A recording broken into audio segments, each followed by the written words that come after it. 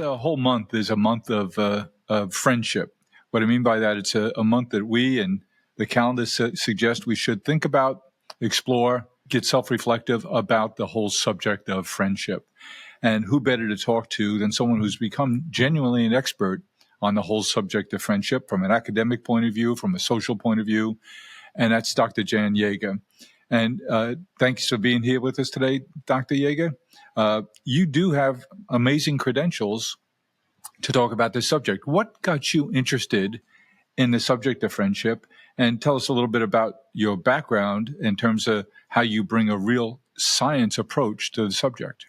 It was actually an outgrowth of my research into singles, because singles were telling me that what kept them sound and sane was their friendships. And at the time, we're going back a couple of decades, sociologists and psychologists were much more focused on romantic relationships, parent-child relationships. Friendship was seen as this frivolous extra, something that is important when you're a little kid. You've, gone from your parents' home to school. But once you settle down, you're supposed to not need friends. So when I had to pick a dissertation topic, I thought this was a fascinating opportunity to really look at it in a more scientific way. Is friendship that important or not? So you're in pursuit of your PhD at the time, and you're a sociologist, and you decided to make friendship your dissertation subject. I think that's really smart and well received, and it sort of changed the course of your focus in your professional career. And not only are you a sociologist, but you're a writer, you're a coach, you're a speaker, you're an artist, you're an adjunct professor in the Department of Sociology at John Jay College, a place that we have both have connection to. I'm a graduate of John Jay College and currently serve on their board. So we have some intersection points there. And so you come about it with a really holistic point of view. Well, it's interesting because my master's degree is in criminal justice. And I wrote a book on crime victims, which was an outgrowth of my brother's tragic murder. When he was 23, I was a 20-year-old senior in college. And I'll be honest, my book, Victims, was groundbreaking. I went on the Today Show. People weren't talking about the rights of victims at the time. But the reason I switched to friendship is that spending 5 years investigating crime really took its toll on me. I bet. And I wanted to, do something that was, more positive. Of course, what I found out is that sadly, there can be a lot of negativity in friendship too. Now, I wonder if you link those two subjects, I wonder if you did a social map of criminals and a like control group of people who don't engage in criminal behavior, the linkage of friends and friendships, it just stands to reason that people who are committing crimes are going to have a deficit in the friendship category. Well, unfortunately, the research, we have to look at two sets of criminals, okay? You have the loner who becomes the serial killer, who's, driven by that deficit. But then you have, unfortunately, a rather large group of young people who are brought into crime through their friendships. Yep. So the whole gang situation. Well, I interviewed a man who has become enormously successful, and I don't want to in any way take away from what he's achieved since he left prison. But he, in his interview for my students and for me, shared that he and his best friend became robbers and carjackers, even though they didn't need the money. But it was something that at the age of 16, they both got into.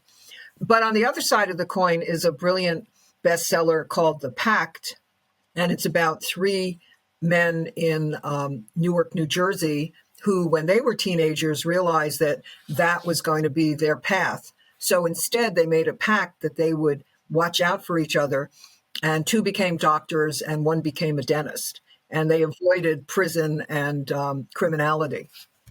So tell me, how important is friendship? It's something we talk about here quite a lot, and one subject that I like to explore for personal and curiosity reasons is the impact of adult friendships, in particular adult male relationships.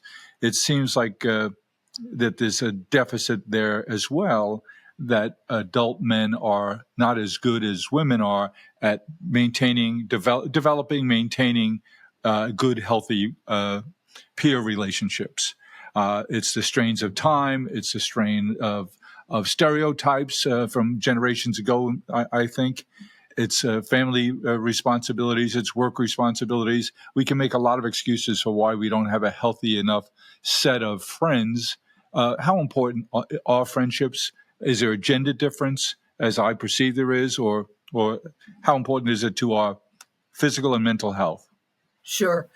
Well, my most recent book, Friendgevity, and I said to my husband, why isn't the word friendgevity taking off the way my word friendships did? Thank you so much. I'm holding up your book, Friendgevity, right now. And even though the book helps to share how, even one friend can extend your life by 10 years, but people don't want to think about the end of life. They don't want to think about, what's coming next. But friendship is so important to our mental health, to our physical health. Researchers have found that even whether or not or how quickly you recover from breast cancer or heart disease is tied to whether or not you have friends. And it doesn't even matter if you're married or single. It's friends that are important. It's your peer group. But going to the gender differences, for better or worse, men are raised to be very competitive. And the one quality that especially close or best friendships need is openness, is confidentiality, but disclosure, self-disclosure. What I find with men, if I ask a happily married woman who her best friend is, she'll say, Carol, Sally. But if I ask a man, he'll say, my best friend is my wife. And that's because they're comforted by the fact that they don't have to risk anymore those self-disclosures. So when I did a CBS Sunday morning show on friendship, they interviewed a PR guy who had stayed close with his friends. But how did they stay close? They played basketball together once every couple of weeks. I know my daughter-in-law's father has, he's still working, he's a lawyer. He has a polka group, 10 years. They get together to play polka. So that's what men do. Women, we can say, hey, let's go have a cup of coffee and just chat. But men, I think 9/11 helped to open up men in a way that you hadn't seen before. Because men started openly crying, openly grieving, openly talking about emotional things. And it luckily carried over in a positive way to being less threatened by expressing those needs for intimacy beyond just romance. And what impact I see here at Flowers, the impact that COVID had on friendships, it must be dramatic. And I guess in different ways, some ways good, some ways not so good. But at the very beginning of COVID, I was involved in a few groups that would convene, adult men would convene to chat on the phone. That's faded away because we can get back in person now. But we just needed to, we were under all different kinds of strain at that time, and it was just comforting to have a group of guys you could get together with and make a joke or hear someone's real issues and just convene. How has COVID impacted things, and how does working remotely for those who are in that kind of a role, which is only 20% of the population, working population? Everyone forgets that 80% don't have a choice. You're delivering those parcels for FedEx. You can't do that remote. Sure. What impact do you see from COVID and the consequent turnout of remote work for some people? Well, I think remote work is definitely, whether or not it's mentally or even physically an okay option, has so much to do with someone's situation in terms of who are they living with. I want to go back to when I was single. I was married briefly from 20 to 23 and then single from 23 to 35. And when I had my job at Grove Press, and I was a single, recently divorced woman, no children, living alone, I got into the office so early and left so late that I was told I was making the CEO look bad. So if you're married, if you have a couple of roommates, remote work is, or even children that you, whether you use daycare or not, but you have people around, remote work can be very different. Also, I think hybrid is an option that a lot of people are seeing as a compromise. In all I've written, in addition to the friendship books, I've written books on work relationships. And even before COVID changed the course of how people do business in terms of remote work, you had people working from home for various reasons. And I always have suggestions about how to make it work, join associations, follow up. If you do Zoom or, use Microsoft Teams and do interviews, try to follow up in person. I interviewed a man just a few months ago who set out to meet every person that he had communicated with through Facebook and other social media. He went on a driving trip around the country. So, remote work has its benefits. You can save money on commuting. You can, literally work in your pajamas if you want to, if you're not on camera. But it also has downsides in terms of connections. And as you may know, so many of one of my girlfriends, I was just talking to her recently, Gail, we met at Macmillan Publishing decades ago, and from work connections comes those friendships. You talked about John Jay. The friends I have from John Jay were when I physically went into John Jay and in between classes went into the office and, hey, let's go have a cup of coffee. Let's have lunch. Well, we just finished a big holiday period here. Everyone was busy and working hard. And just this morning, for example, we had a leadership meeting, a big group in a big boardroom. And what I saw happen in the 20 minutes after that meeting broke up were the different subgroups that formed in the hall, by the coffee machines afterwards, doing follow-up discussions of things that came up in that meeting. That doesn't happen as often or as spontaneously if you have to make an appointment on Teams or on Zoom to have those conversations. And that's what I think is missing when there's too much remote. I think the whole world is going to be a little bit hybrid, and the degree of hybrid is going to change over time. But I see how much more creative we are as a team, how much more productive we are as a team when we're in person. Now, we have offices all over the country, so lots of people are going to be dialing into that meeting. But the dynamic of what happens in the meeting, how humor can play a more important role when you're in person, how you can feel the feeling tone in the room is so much better in person. And then those subgroups, the follow-ups, the conversation on the way down the hall, the pat on the back, those things don't happen as easily, as comfortably, and as spontaneously if it's remote. A lot of times friendship is within a certain age range.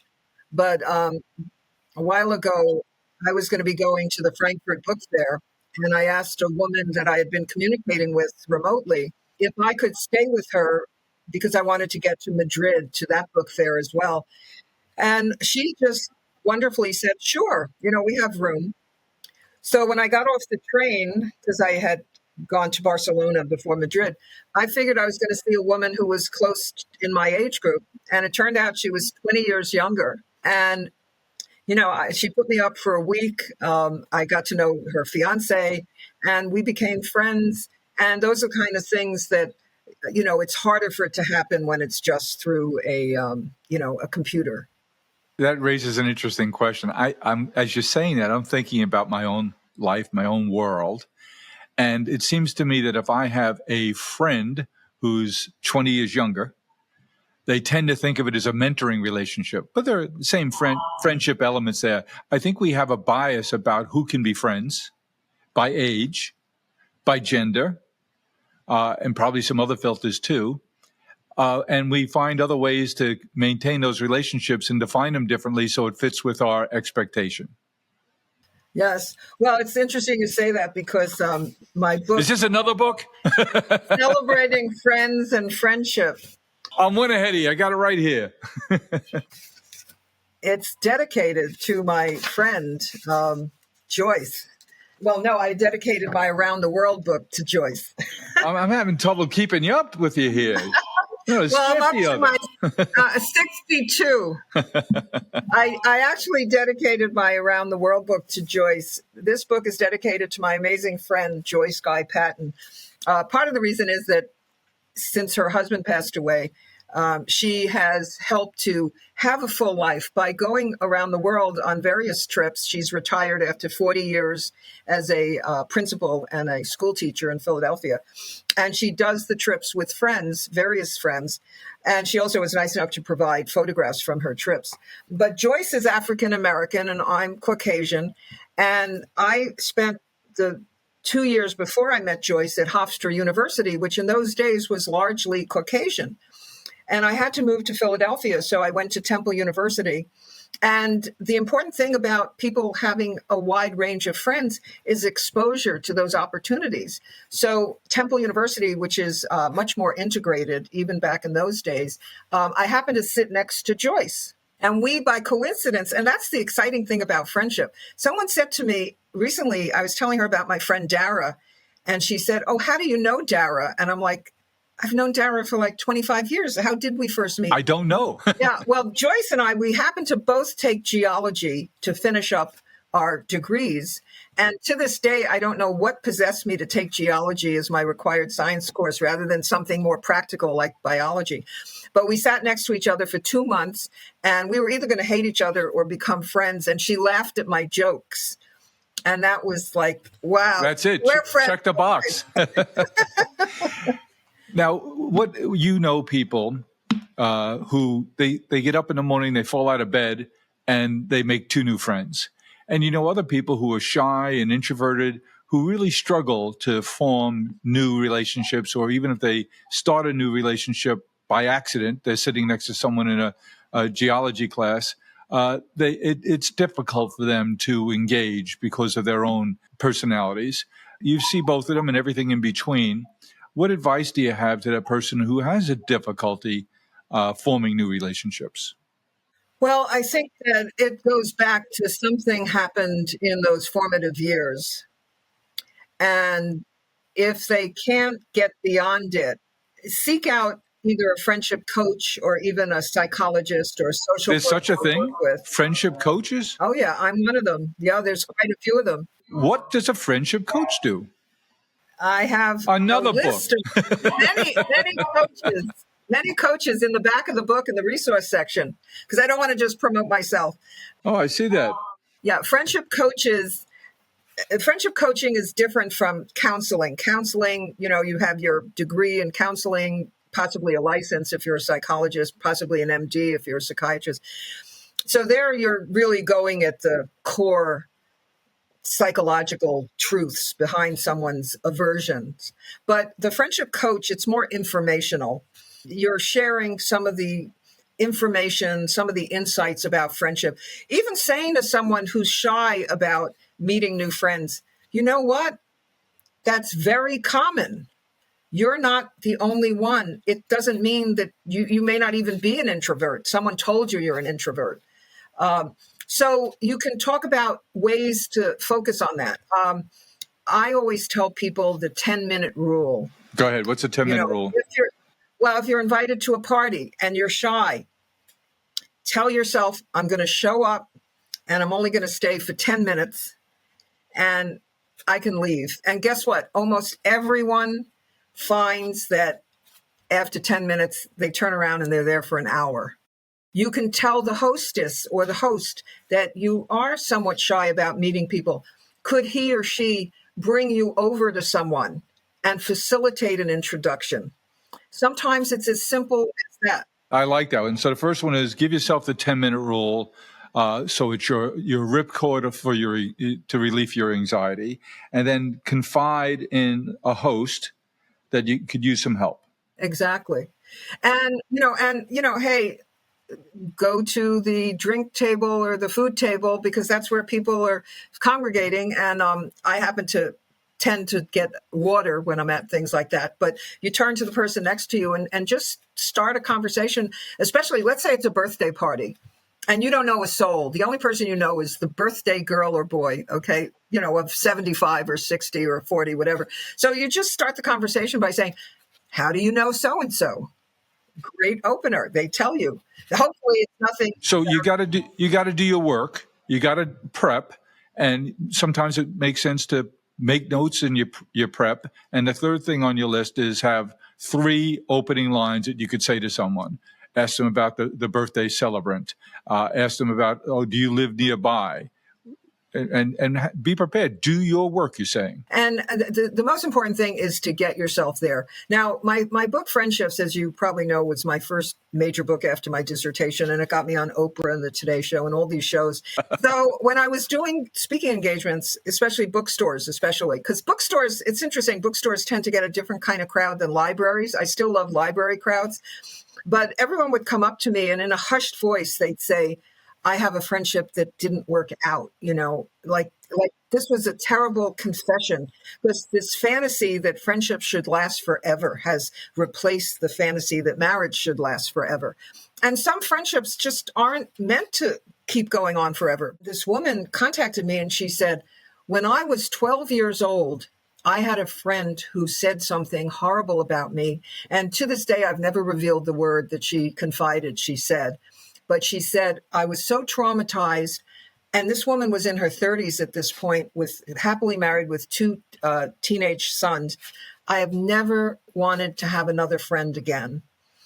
And, wow. And that's why I wrote my follow-up book, When Friendship Hurts, because why give that woman, that girl who's become a woman now, all right, you mentioned this. We'll hold it up so everyone can see. Why let that woman, that girl, win? In other words, she wins twice. Yeah, she absolutely. wins by hurting this young woman's feelings, and then she wins by turning her off to friendship. So I didn't get into a coaching situation with her, but one of the things we talked about is how could she work on getting new trust in new people?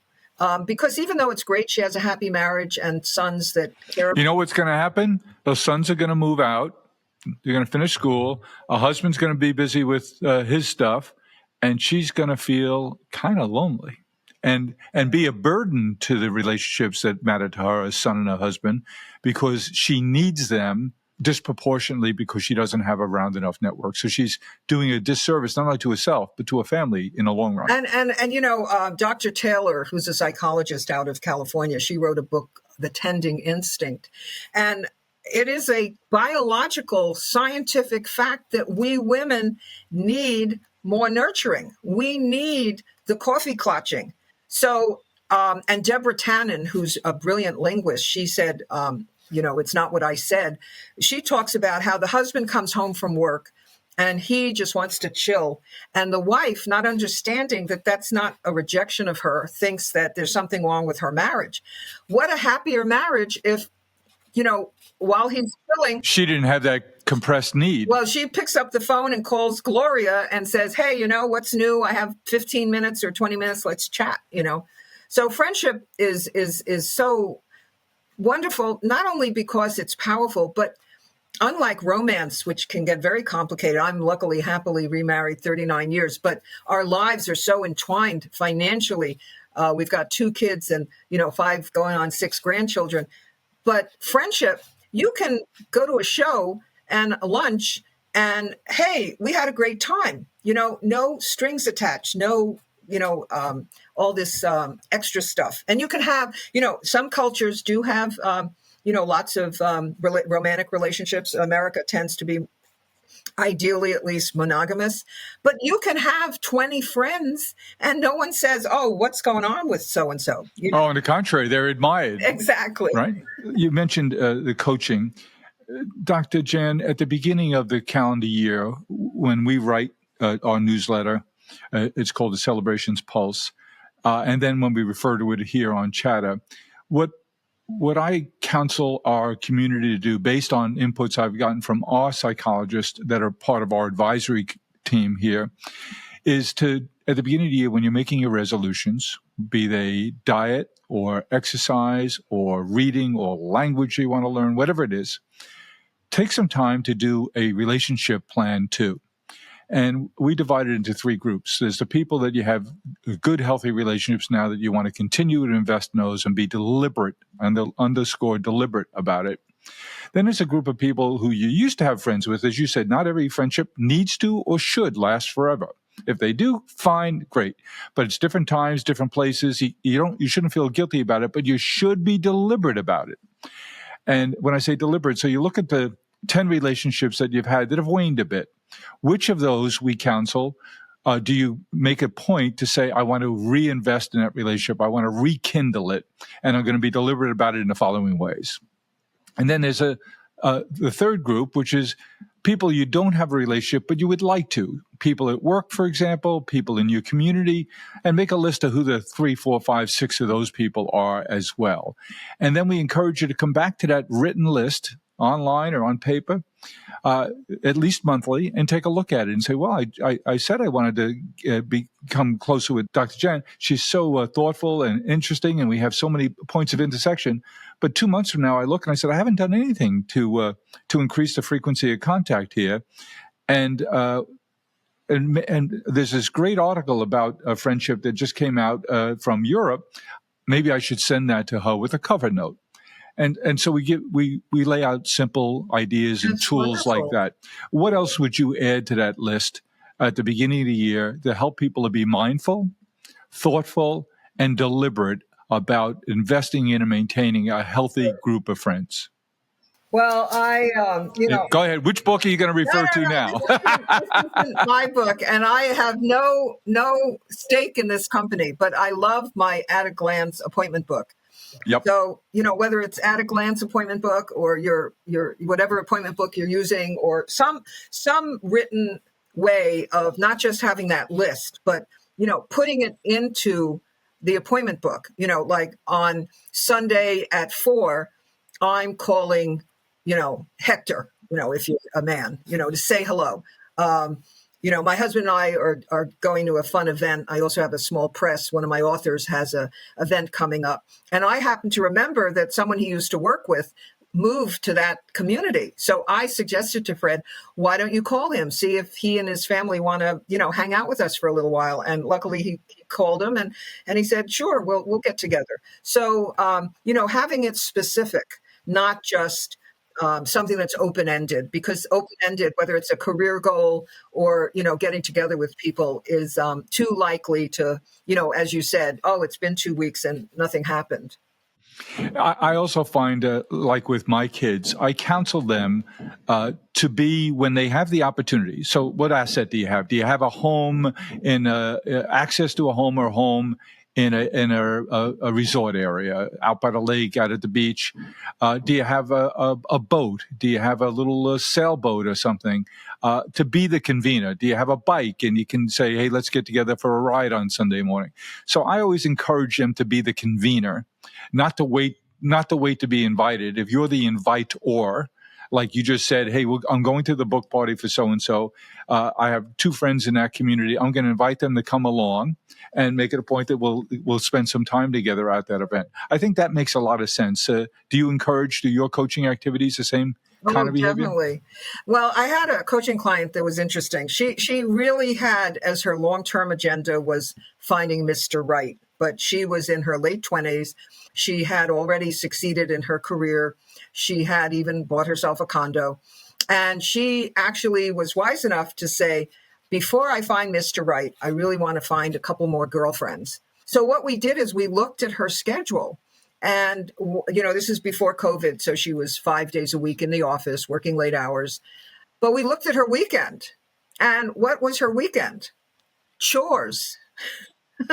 So, making it a priority, calendaring the activities. Yeah. And so you have an opportunity. So to make new friends, volunteer. To maintain your friendships, be deliberate about it. Make the time to happen. Yeah, and she started going on activities where the likelihood of connecting were more likely. What was a possibility. And also, years ago, when my kids were in that stage I talked about, I hadn't gone back into my career as much as I was going to once they not only became older, but literally left the house and have their own lives. So I met a woman. I really liked her. And I wanted to have someone that I could have lunch with once a week, during the day when I had some free time. And she was very honest with me. She said, this is not good timing for me. And then she outlined all the things in her life that were pulling on her. So I think that's important for people to find out, where are you in someone's, layout? Do they have such a strong network that it's not going to be good timing? have they just moved to a new community and they're going to be thrilled. I invited to this event that I told you is coming up. One of my former students, she's now, I think, almost 30 years old. She moved not too far from where this event is going to be. And I said to her, because I figured, when you move to a new community, she moved from New York to Connecticut. She probably doesn't know many people. I said, would you like to meet us at this event? So that's the other part of it. When people are moving, they're usually most open to new connections. And that's very important because if the timing isn't right, you could be the best match as friends in the world, but it's just not going to work out. Dr. Jan, tell me about cross-gender, mixed-gender relationships. It seems to me they're especially tricky if one or both of the people are married. Yes. Well, August Strindberg, over 100 years ago, said, the great playwright, that he didn't believe. I used to hang around with Gus. That he didn't believe opposite sex friendships were possible. They've become more possible. And as a sociologist, I've looked at why. And one of the reasons is that dormitories became co-ed, which wasn't even true when I went to college. So I'm still shocked at that, by the way. That's how old I am. Right. People were able to, networks of friends. People were getting engaged and married later. So there were these cross-friend networks going out to the movies as groups and not in dating situations. But over the years, I've either as interviews or as a coach interviewed quite a few of the cross-sex friendships. And one stands out to me. This was an interview where a woman had been a wonderful male-female friendship for years. And she just didn't understand why, when her male friend got married, his new wife put her foot down and said, I'm not comfortable with you keeping that friendship going. So she said to me, I don't have any hope that his marriage is going to last. So I said to her, well, keep an open mind, because the fact that she's being territorial right now, this is a new marriage. Maybe as they feel more secure as a couple, maybe down the road. Also, if she got coupled off, so it's two couples and not just a couple and a third. But it can be very, very tricky. There's so many examples where it crosses the line and it backfires, but there are successful ones and people swear by it. I find, as I'm old now, feeling young but old, that it's easier for me to have friendly relationships with women, because I think this social threat isn't there. Does that make any sense? That's very interesting. Well, I think that also it depends on the age of the people. And I remember thinking of a woman I interviewed, and she told me that she liked having male friends, and this is going to shock you. She went out of her way to flirt with them, and she liked them flirting back, and she was happily married. She would never take it further, but she liked that, having that element to it. So, see, I think that just adds a whole lot of risk to it. Yes. Misinterpretation, going down the wrong path, as you said before. I think that adds a lot of risk. Let's touch on the impact of social media. We can't vote yes or no on whether or not social media exists. It's here. It's only going to become a more important part of our lives. I expected and have been mightily surprised at the impact social media is having on our mental health and having on relationships. At my stage of life, it's only been a benefit to have, in terms of relationship maintenance and development, to have access to social media. I understand, though, that for young people, teens, preteens, that social media is having a devastating effect on them socially, especially when it comes to relationships and, more importantly, friendships. Your thoughts on the impact of social media along that range and beyond?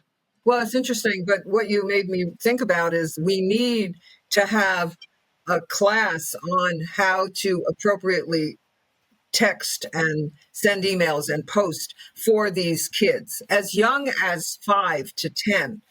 Don't even wait till middle school. They have to understand the impact of what they're sending, and they don't have filters. Older people have filters. So one of my favorite parts of my computer is my deleted from. And I write a post, whether it's on LinkedIn or Facebook, I reread it, and rather than send it, I cut and paste it and put it in this file, a separate file called deleted. And, there's the post. Young people don't have that. They're like, they write it, they send it. So one woman at the time, she was in her 30s, she shared with me that she had to go off Facebook for a whole year because her friends were trashing her husband in Facebook posts, and it was just too painful. But after a year, she managed to talk to them outside of Facebook, and, they set some new ground rules, no negative stuff about other friends or family members, and that seemed to work. So, but I think that in my friendship writings, I give people some rules. I remember. Go ahead. Let's hear it. Okay. Well, when my son got engaged, I was so proud that he and his fiance picked up the phone, called anyone who was a primary person, including best friends, to share the news. Never share important news on your social media network before those few people in your circle have been told, because what makes us feel special? That we're prioritization. Right, exactly. So you want to know first what's going on in someone's life. So that's one rule. And some of the other rules are to be aware. If you've had a party and you didn't invite people that are going to be offended, is it really worth posting about that party and risking that you're going to hurt people's feelings? If the party already happened, you don't have to post about it. Also, as someone with a crime and victimology, not only a background, but I still teach actively and write about and research in this field, do not put information in social media that puts people at risk. Give us an example. Well, someone, posts that they're going away for 3 weeks. There was a tragedy recently. Someone posted on one of the social media, I won't say which one, but the location where this celebrity was going to be, and someone with mental illness tracked the person down, and it had a tragic outcome. So, I think the underlying rule there is think first before you act, for all the things you're talking about here. And also kids have to understand that, bullying is not acceptable online or offline. So, one of the challenges with social media is because there's this false sense of anonymity. And there's a famous case of anonymity where the parent of a girl who was a previous friend of a young woman, a young girl, she was 12 at the time, the parent posed as someone else. And tragically, the young girl felt so hurt by what I remember that. And, it was a famous case because she was prosecuted for impersonating. Appropriately so. And the young girl sadly committed suicide. So, it's a powerful, powerful thing, friendship. Denying it. One of the things that I have to help people with is obsessing over failed friendships. This drives people nuts, especially if they didn't see it coming or they don't understand why someone wanted them out of their life. And, it's so important to understand that in most cases, it's not about you. It's about what's going on in their life. And even if it is about you, get over it. There's other fish. You are There's what you other are. You can friends in the change. sea. You can change what you are. Exactly. Exactly. And lamenting over it is not going to change it. Be aware of it. Maybe there's something about yourself you'd like to try and change, but you are who you are, and not everyone's going to be your bestie forever. Right. And let me just part with saying, in one of the reasons I wrote Celebrating Friends and Friendship is because I had two close friends who sadly passed away. And, I'll be honest, I am very blunt. I'd say to my husband, I'm in search of replacements for them. It's not easy. I've interviewed, quote unquote, interviewed people, and, but you can't, how do you replace, 35-year, 30-year friendships? Well, you can't, but a friendship of 3 months is better than no one. And you're on the way to building a relationship that's of value to both of you. But the interesting thing is that I still luckily have a core of friends who are still around. But you have to work to maintain that circle because people are going to move away. They are going to There'll be a problem. You can't say, I have my friends, I don't need new ones. Yes, you do. Right. What I was going to say is I got used to a certain number for all those decades and, not having that same number of close friends, because you can spread it around. If so-and-so's busy, you can call so-and-so. And if, So this friendship thing is not for the faint of heart. You have to be deliberate about it. You have to be honest with yourself about what your personality traits are, what your interests are, what your time commitments are. And you have to be thoughtful and deliberate about investing in and maintaining a group of friends. It could be 1, 2, 3, it could be 20, but it's not going to happen by accident for most of us. Right. And you need to be deliberate about it. And you're so deliberate about it, you've written 62 darn books about it. No, not all about friendship. Time management, some novels, children's books. No, but what I want to say is this. One of the key sociological approaches to friendship is that it is an optional role. And because of that, despite or in addition to everything you've just said, you've got to have fun. You've got to have fun. What about that friend who just wants to tell you about everything that's going wrong in their life? Exactly. They're not going to be on your list of people to call when, Eliminate them from the speed dial. No, you may not do that, but it's like, oh no, so people have therapists, people have mothers, people have husbands, all these other people to, go into that real deep stuff with. And, just think about, it's okay to want to just, get together and have a good time and et cetera. But, Well, Dr. Jan, you've taught us all a bunch of good things today. And now that I'm looking through your book, Celebrating Friends and Friendship, and I see all the resources you're giving there, I didn't know that there were friendship coaches. It makes sense. I'm glad that you do what you do and there are others who do it. And here in July, when we're talking about friendships and the importance of them, the role they play in our lives, I think you've added so much to the contribution. I know this won't be the last time we talk. And I hope I get to audit your class at John Jay because I'm back there from time to time, and it'd be a hoot to hear you on your feet doing your thing. Oh, sounds great. Love to have you in my class. Thank you. Thanks, Dr. Jan. Dr. Jan Yager, an expert on friendship. Not too many people I've heard with that title before, and she's just demonstrated why. Thanks for sharing your thoughts, ideas, and your wisdom with us today, Dr. Jan Yager. Sure. And, I invite people to go to drjanyager.com. Lots of information there. I have a blog that I add to a lot. And, there's a contact us form. Say hello. Great. Thank you, Dr. Jan.